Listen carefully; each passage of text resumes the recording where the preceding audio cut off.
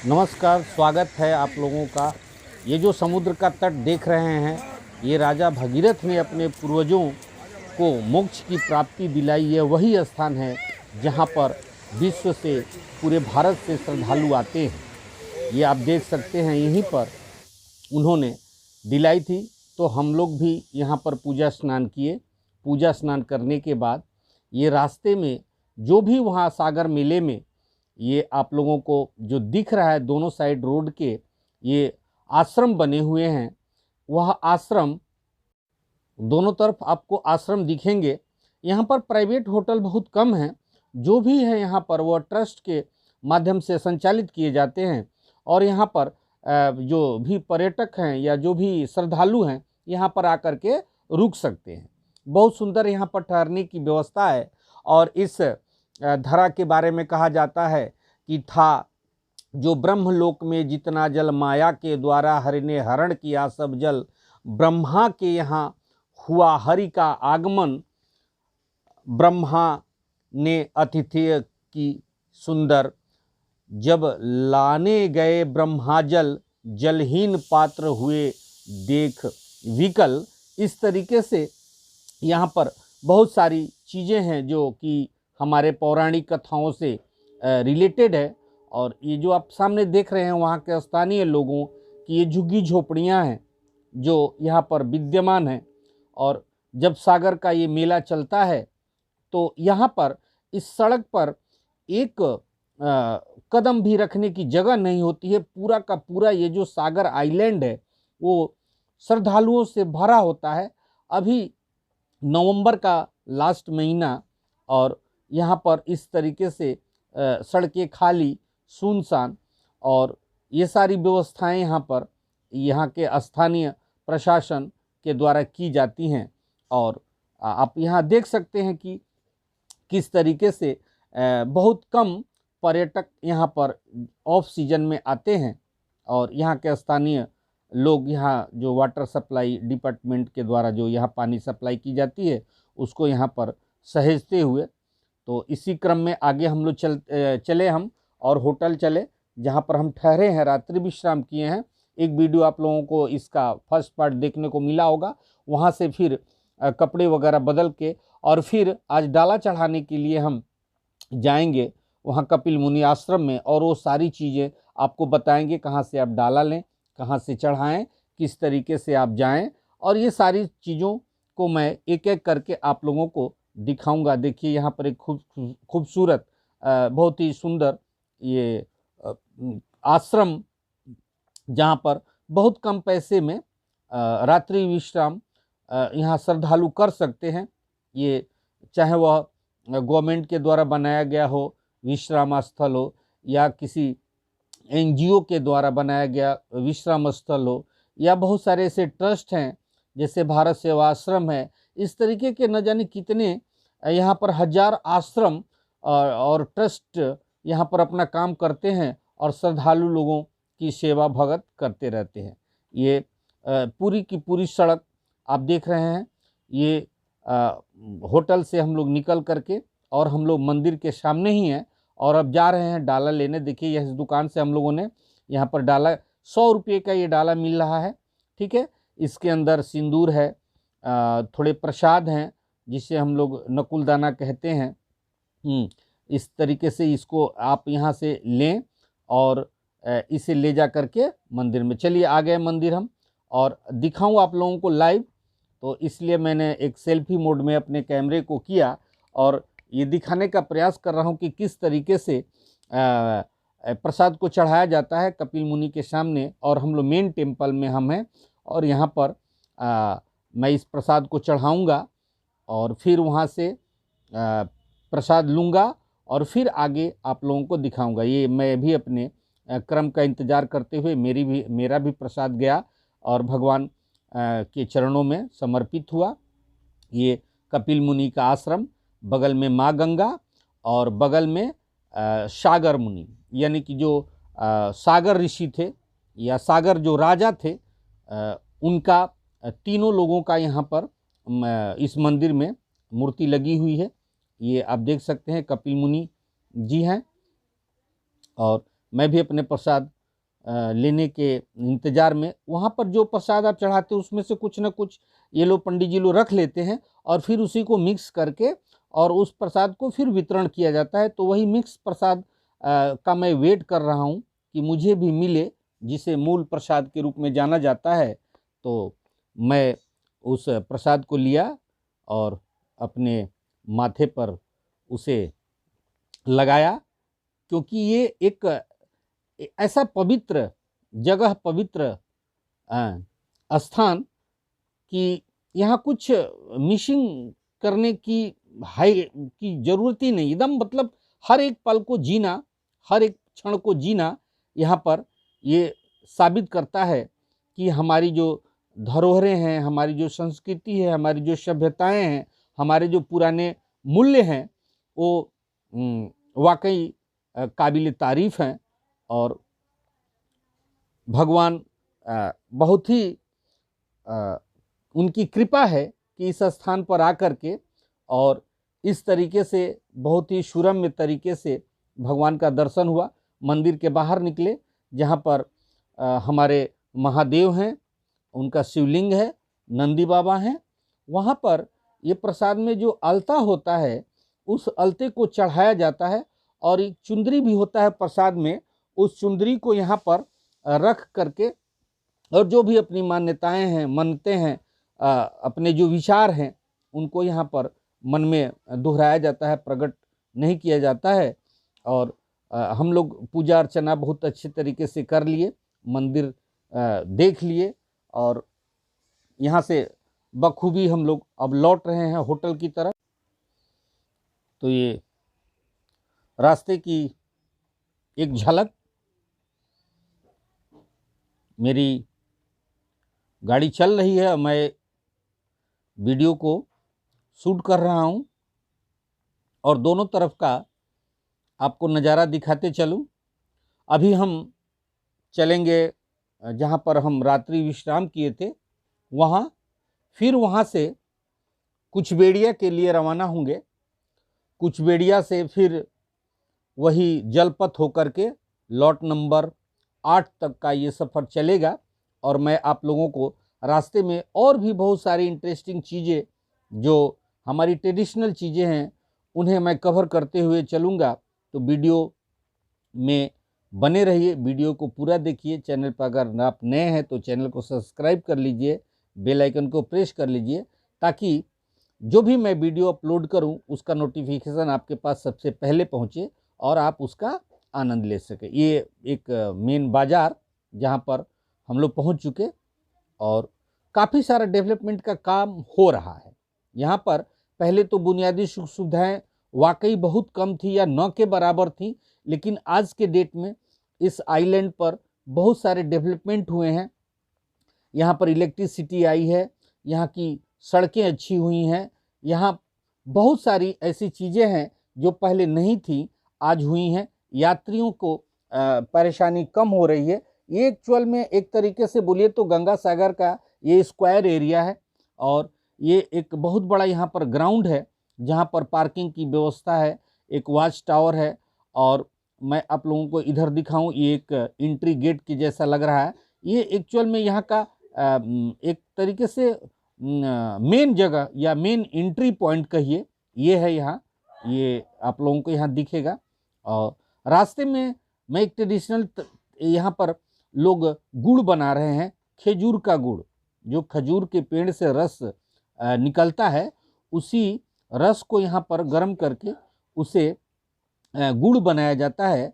और इस गुड़ के प्रोसेसिंग को देखने के लिए मैंने अपने गाड़ी को रोका और यहाँ पर आया और ये पूरा मैं आपको बताऊं। इसमें खजूर का गुड़ गर्म हो रहा है, गर्म होते होते उसमें एक टेक्निक है जो ये लोग जानते हैं कि कब उसे उतारना है।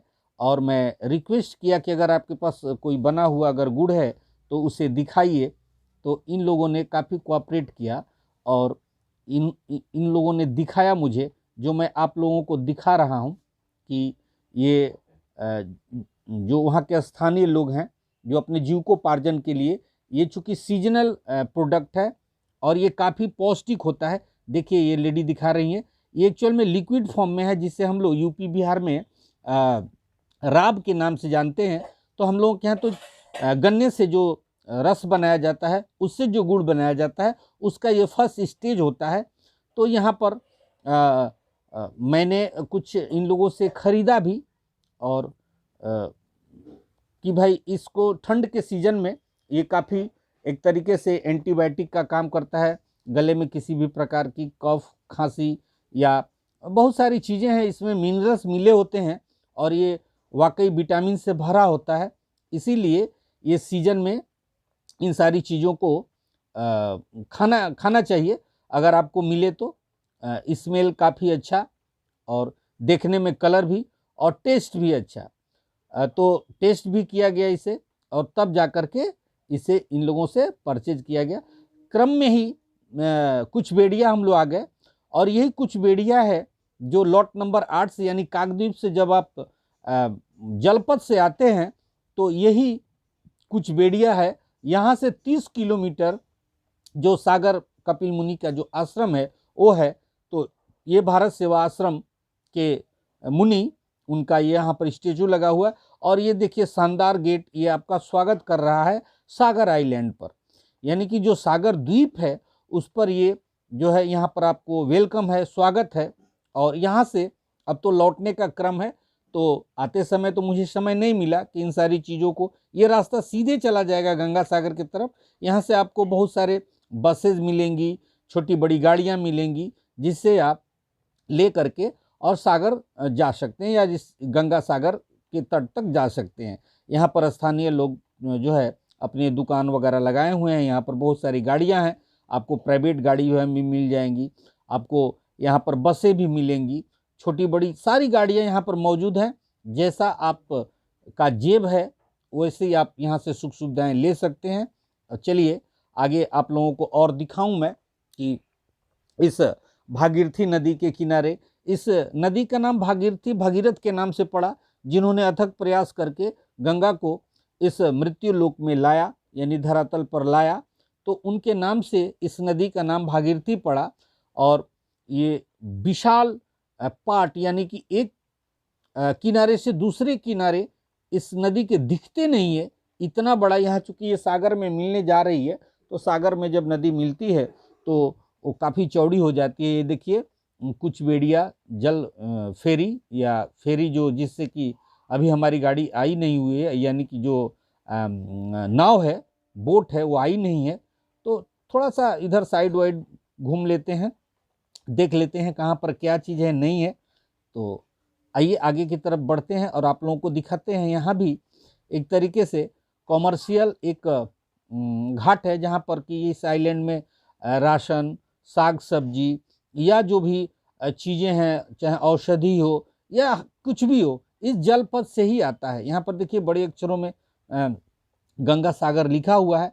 और आगे की तरफ बढ़ते हैं और दिखाते हैं यहाँ पर कि क्या क्या चीज़ें हैं। यहाँ ये स्थानीय लोग अपनी दुकानों को यहाँ पर सजाए हुए हैं, और एक कॉमर्शियल घाट जहाँ पर कि साग सब्जी, फल, अन्न, ये सारी चीज़ें आती हैं, चाहे वह लॉट नंबर 8 काकद्वीप से आए या नामखाना से आए, यहाँ पर आती है। तो आगे धीरे धीरे हम आप लोगों को दिखा रहे हैं कि ये भागीरथी नदी का किनारा, यानी कि सागर आइलैंड का एक नॉर्थ पॉइंट, और जहाँ कपिल मुनि का आश्रम है वो साउथ में है। इस सागर द्वीप से वो पूरी तरीके से साउथ में है, दक्षिण में, और ये उत्तर में है। तो देखिए यहाँ पर बहुत सारी बोटें हैं। ये बोट कॉमर्शियली यूज की जाती हैं, इसमें पब्लिक ट्रांसपोर्ट नहीं किया जाता। और आगे थोड़ा चलूँ और अच्छे तरीके से दिखाऊं आप लोगों को। तो ये देखिए इस नाव, ये सारी जितनी भी नावें हैं वो काकद्वीप लॉट नंबर 8 से वहाँ से चलती हैं, और इस सागर आइलैंड में कुछ बेड़िया इस घाट पर पहुँचती हैं। इसमें साग सब्जी, अन्न, फल, दवाइयाँ, जो भी ज़रूरत की चीज़ें हों, चाहे वह गवर्नमेंट के द्वारा मंगाई जाएं या स्थानीय व्यापारियों के द्वारा मंगाई जाएं, यहाँ से एक्सपोर्ट इंपोर्ट कराई जाती हैं। ये देखिए ये पीछे का व्यू। अब हम वेसल में चढ़ चुके और इस सागर आइलैंड को करते हैं बाय बाय। और देखिए ये यहाँ पर लिखा हुआ है पूरा आपका गंगा सागर।